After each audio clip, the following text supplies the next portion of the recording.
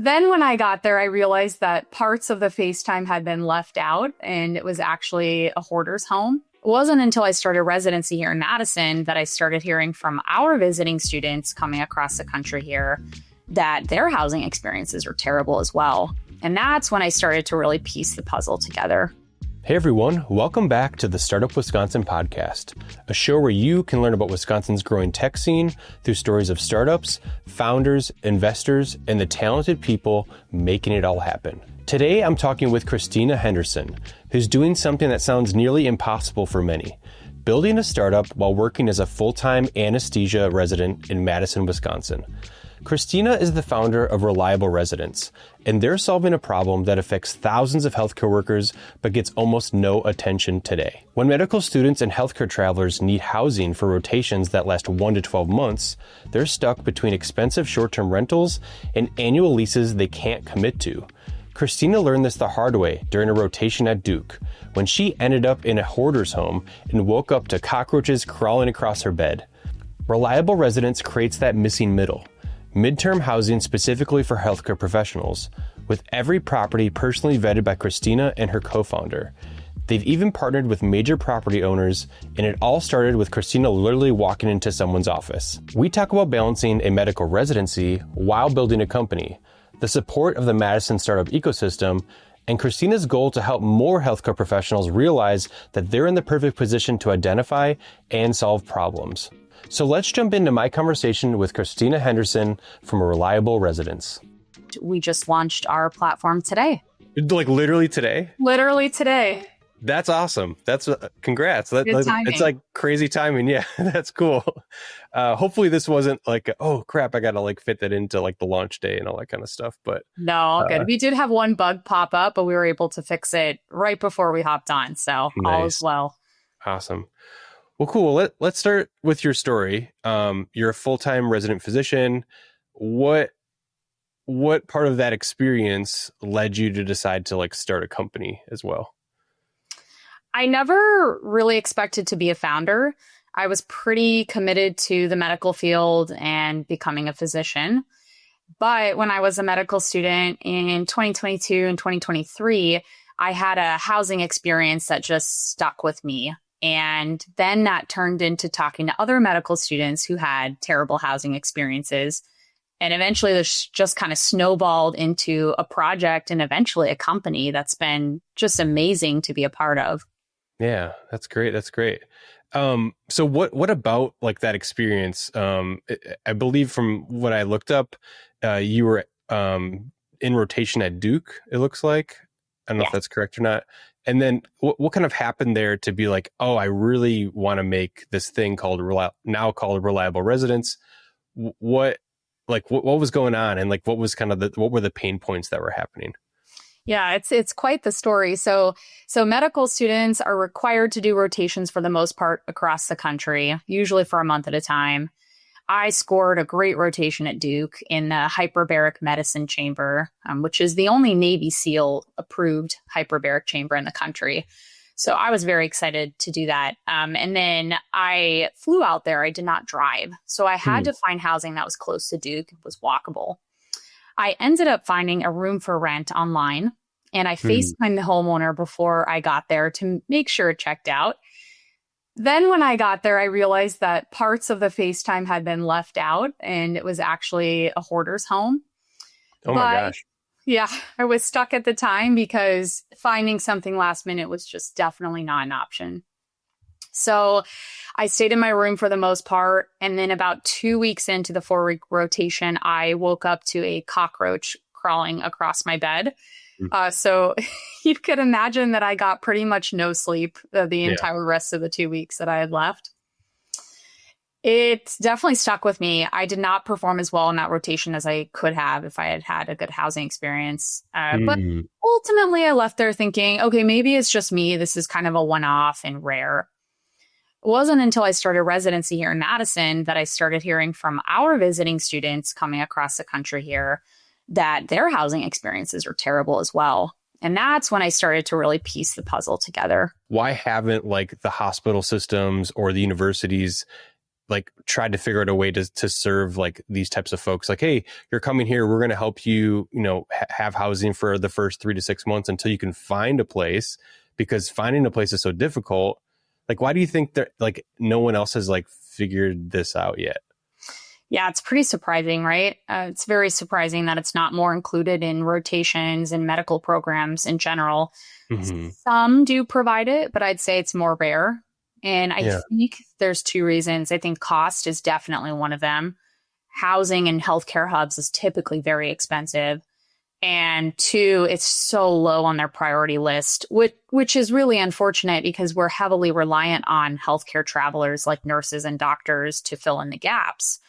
But for some reason, the aspect of housing gets missed, and then we end up losing a lot of those contracts, and therefore we're short-staffed at the hospitals.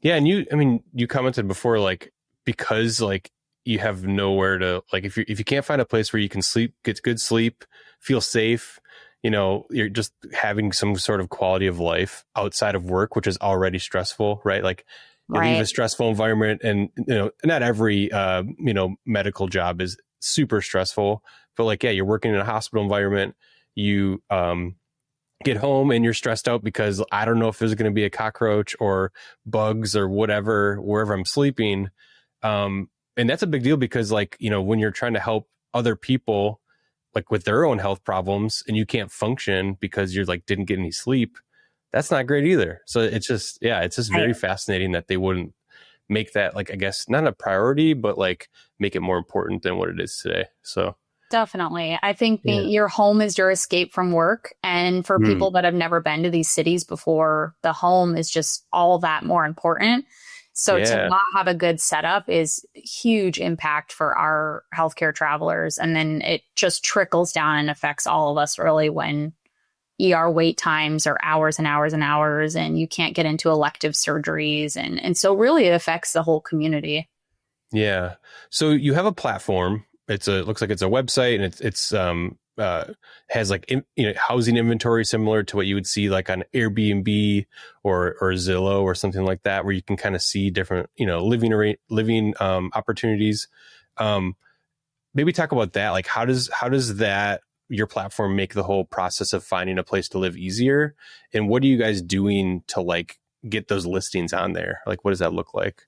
Yeah, absolutely. I love that you brought up Airbnb and Zillow because I like comparing and contrasting them from us. Sure. So we tackle a really unique niche of the market. So Airbnb, as everyone knows, does short-term stays, weekends, vacations, stuff like that. They're great at that.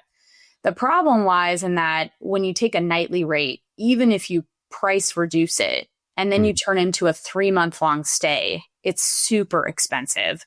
And that's not even accounting for the 14% service fee that Airbnb charges. Then if you come over here to Zillow, they have mostly annual leases, and our travelers obviously can't sign an annual lease. And so they get stuck in these situations where if their contract gets canceled unexpectedly, they're pretty much locked into that place regardless. We do something in the middle called midterm housing, which is 1 to 12 month stays. So really the sweet spot. And our healthcare travelers stay on average 3 to 6 months at a time. Okay. So we find our properties also in a unique way. We offer both property management companies that have professionally run units. They're very well vetted. We know exactly the quality we're getting. And we have private homeowners where they're exactly the same. So we go in and we walk through every single unit before it goes up on our website. We talk to every single homeowner and we explain all the expectations of renting to a professional that varies significantly from renting to a vacationer or a long-term tenant. What have been, I guess, challenges that maybe have come up like with this? I mean, you're going there in person, or are you doing it yourself? Or are you hiring someone else to do that? Or I guess, what does that look like right now? Yeah, we do it ourselves. It's myself and my co-founder, Tyler.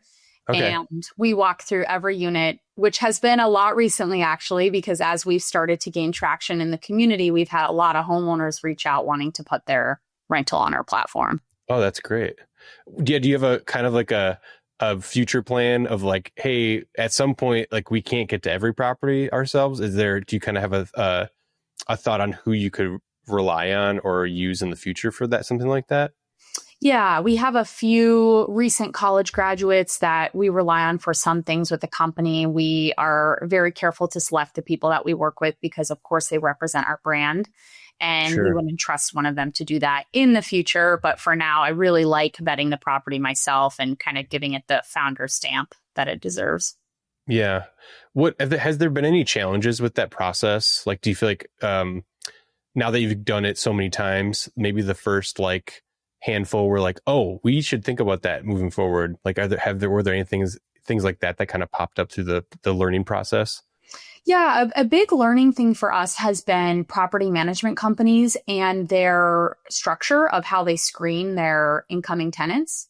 Hmm. So they typically do a background check, a credit check, anything that they would do for someone signing a 12-month lease. Sure. But when you're moving every 3 months, that becomes really hard to repeat and expensive to repeat 4 times a year. So we've definitely noticed that as a problem, and we've already taken steps to fix it. Something that we hope to roll out in the next 3 to 6 months would be everybody on our platform is screened by us, and therefore is ready to book when they find a unit. Interesting. So like a third-party screening that's already trusted and verified and all that kind of stuff. Interesting. Exactly. To totally speed up the process, because another really unique thing about this market is the travelers receive their contracts about a month out from when they have to be here. Wow. So really tight turnaround time to find something, and they really can't spend 1 or 2 weeks waiting for background checks to come back. Yeah, that's crazy. I didn't realize it was like that quick. I'd figured like, 90 days or something, at least something, just because like obviously for switching from city to city, but that's pretty fast. Wow. Yeah. Some of them are very fast.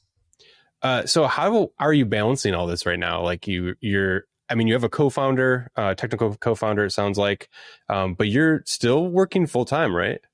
I am. And residency is actually more than a full-time commitment. So it certainly is busy. Yeah. So how do you handle it? How do you do it? I really use my resources and time wisely. So I'm a morning person. That's kind of how we roll in anesthesia anyway. So I'll wake up really early around 4, work on reliable residents. I get to the operating room around 6:30. I'm in the operating room for most of the day doing cases. And then we wrap up somewhere around 4. And then I'm working on reliable residents until the minute I go to bed. Wow. We definitely tie in, breaks and balance in our life as my co-founder and myself, but it is definitely the grind at this point. And that's okay with me, because when I talk to travelers about the service we're providing them, it makes it all worth it. Today's episode is brought to you by Headway, a digital product agency based in Wisconsin. Do you need to design and build a world-class user experience for your software, but feeling like you just can't get there on your own? That's where Headway comes in. We're the folks who help ambitious startups and enterprise teams bring their product ideas to life through design, development, and product strategy. We don't just give you user interface designs and leave you to figure out the rest. We work with you and your target customers to create beautiful user experiences, build scalable design systems, and provide Silicon Valley level talent to get it done right the first time. Whether you're launching a new software or just looking to add features, we've got your back. We've worked with startups in industries like logistics, healthcare, fintech, and edtech, helping them solve their biggest software challenges. And here's the thing, no matter how complex your product is, we can help you gain clarity and get the job done together. We're so confident that we'll be the right fit that we offer a 50% money back guarantee if you don't think we're working out within the first 45 days. Ready to see how we can help you and your team? Just head over to headway.io and book a free consultation today. It seems like you've partnered with some folks. It says from my research, it says T-Wall and Neutral. Is that correct? That is. So how did those relationships, happen? Like what did that look like? I love telling the Terrence Wall story because it's so funny. I was brand new to building this company. I really had no idea what I was doing. Of course, I don't have an MBA. I've never built a company. Nobody in my family has ever started a company. So I just thought, how am I going to get homes first and then travelers second? So I looked up all the major real estate owners in Madison, and Terrence came up as one of them. Hmm. One day I just threw on my blazer and walked up to his office. I said, "Is Terrence Wall here?" And he popped his head out of the office. And right then and there, we sat down at the table and started going through my idea. And he loved it. Wow. He loved it. So he was actually the first one to sign on with the unit with us. Wow, that's cool. Did you what was so I'm assuming you walked in there, had some kind of pitch. Did you have a computer, or was it just like, hey, I'm going to share some stuff. I have a notebook with some things. Like, how did you do it? Right. Yeah. No computer. We had nothing tangible. I just said, I'm in healthcare. I noticed this problem. You have units, and my value proposition is I'm going to give you a really good renter. And he was like, okay. And so that started the snowball effect. That's actually, I didn't ever thought about it that way. Yeah, it's like, I'll give you a really good renter, because that is something they think about. Like, hey, we want people that are reliable, that respect our property, that we're renting to them. That I never thought about that. That's interesting. Wow. Yeah, exactly. They're always at work because they're here for work. Very respectful, very clean. Typically, they typically don't travel with other people or pets. It depends, but yeah, of course. So, great group to rent to. Yeah. How have you found support in Madison in general in the startup ecosystem? Do you feel like one aspect of it has been more valuable than any other parts of it, or just kind of curious? I have been surprised by the amazing support in Madison. It's just such a friendly startup community, from pitch competitions to our mentoring system, everything in between. We've joined Merlin mentors. We've had legal assistance through word of mouth, so many different resources at the tips of our fingers. And because of that networking and those options, that's really how we built our supply here in Madison. It's pretty unheard of to get a bunch of property management companies to flip unfurnished units to furnished units and go monthly. So that's been amazing. Yeah, that's great. Is there a certain person, you mentioned Merlin Mentors, is there a certain person or group or organization that you feel like has been the most helpful to you over the past 6 months or so?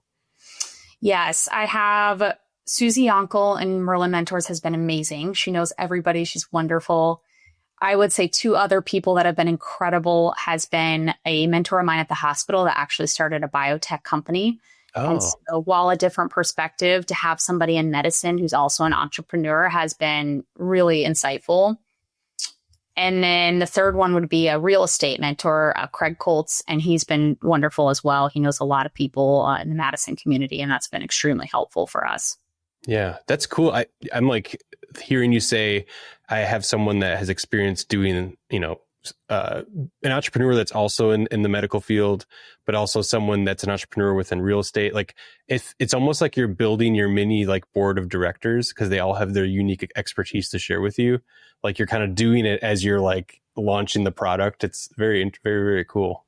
Yeah, thank you. I do hope in time to create a startup community in the healthcare system. Oh. I've noticed that more and more medical students and nurses want to create something, but they just feel like they can't get there or don't know how. And so I am in the process of trying to start some sort of meetup organization through our hospital system here. Well, let us know. We would love to help amplify it. I don't know how many contacts we have, but we'll definitely get it amplified through our website and through our newsletter to let folks know, because everyone knows somebody that works in healthcare. It's like at some point, hopefully that'll help kind of amplify the reach as well. Yeah, absolutely. That'd be great. Yeah.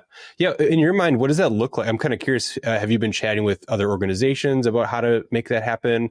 Because there's BioForward and things like that. I wasn't sure if you're just like, hey, I'm just going to start doing it and use Eventbrite or meetup.com and just start hosting a thing. I guess, what has been your process for that so far? Or is it just still kind of in your head right now? Yeah, maybe how I approach Terrence Wall. I'll probably go about it the same way of, hey, this is what I'm going to start. This is what I can offer, and take it from there. And then hosting speakers like Lee, who created a new technology in the biomedical field. One of my mentors, having people like him speak and just provide some real encouragement to medical professionals. I think, unfortunately, there's this narrative that we tell ourselves in healthcare that we're too busy, too stressed. We don't have the financial income to be able to start our own company.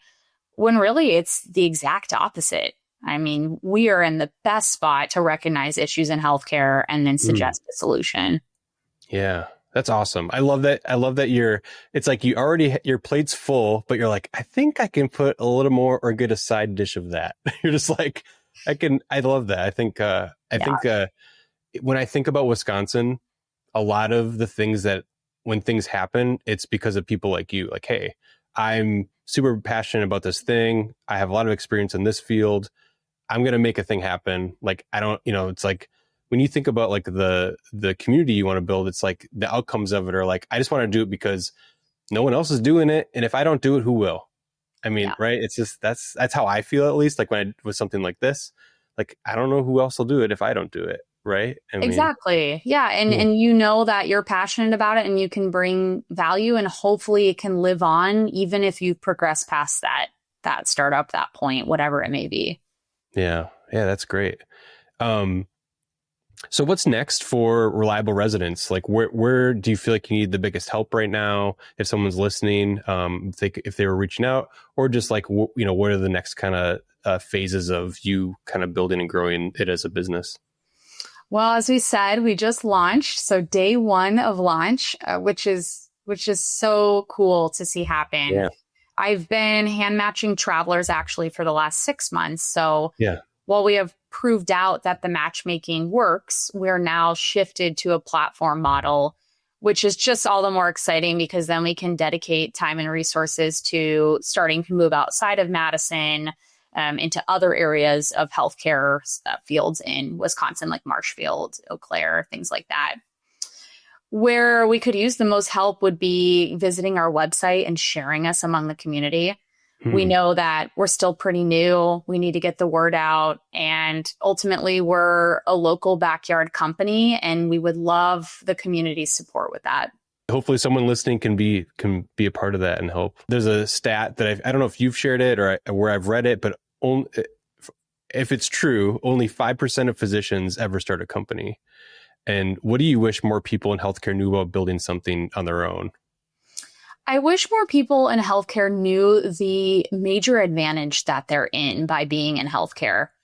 As I mentioned, I think we get this narrative to ourselves. We tell ourselves this narrative that, in fact, it's a disadvantage, but it's not. We are there day in and day out. We communicate with patients every single day. And ultimately, we're going to be the best ones to recognize the issue. I think that by bringing in resources like technical help, fundraising, Merlin Mentors is huge, things like that, we can really help grow up this community and turn it into really a powerhouse of healthcare professionals that are creating their own solutions. And I want it to start with medical students. I don't want people to think, well, I have to be in an attending position. I have to have graduated residency and be really settled into my career to do so. Because that's currently the trend we're seeing is most physicians who start companies are in their 40s or 50s. And I think we can start a lot earlier than that. It's funny because I was going to ask you, what do you feel like is missing from like the community, whether in Madison or Wisconsin? But it sounds like you already know what it is and you're going to fix it yourself, building your own kind of community within healthcare. So I think that's awesome. I will say, like, maybe on a personal level, from you building this thing, do you feel like of all the support you got, is there anything else you feel like, oh, I really wish I could have gotten access to this or met someone like that could help me with a specific thing that I kind of had to figure out on my own? I'm just kind of curious. Yeah, the coding piece of this platform has been huge for us. We did find 2 recent UW students who were able to code out the MVP, which we're so grateful for. Yeah. But finding that technical co-founder role can be quite challenging when you're not somebody in software development day in and day out. I do have a friend in the Madison community who's actually doing a startup with this exact intent in mind. And so I hope he takes off. I'm really cheering him on. But he pairs non-technical founders with a technical co-founder. Wow, okay. That can make all the difference. What is that? Or who is it? His name is Ben, and he is building a way for non-technical founders to find a technical co-founder. I don't believe he has a website yet, but he's reachable via LinkedIn. which I'd be happy to provide the link for. And I think anybody who doesn't have technical experience would find this immensely helpful, especially if you're just newly starting. Were you ever involved with any other startup ecosystems like in Denver, because you said you were in Colorado, or was it until you got here that you started to kind of expose yourself to entrepreneurship? I originally started building this company as a fourth year med student when I had a little bit of a break from rotations. So we were living up in Silverthorne, Colorado in the mountains at the time, which, as you could probably imagine, there weren't a ton of resources up there. But I started on my business plan at that time. When I got into residency and I was an intern, I just got really busy. So I put it on hold for a little bit and then kicked it back up shortly after. And so really this company was born in Madison. That's where we incorporated with our new name. We were originally Co-Trek, changed to Reliable Residence. And here we are. Well, I don't have any more questions for you. I think I learned a lot. First of all, I learned a lot about like the thing that you're building, the industry and the issues that you're dealing with. Where can people go to learn more about Reliable Residence, but also like get connected with you if you're open to it. And if people like in the healthcare field want to connect with you and just say, hey, I actually have an idea. What should I do?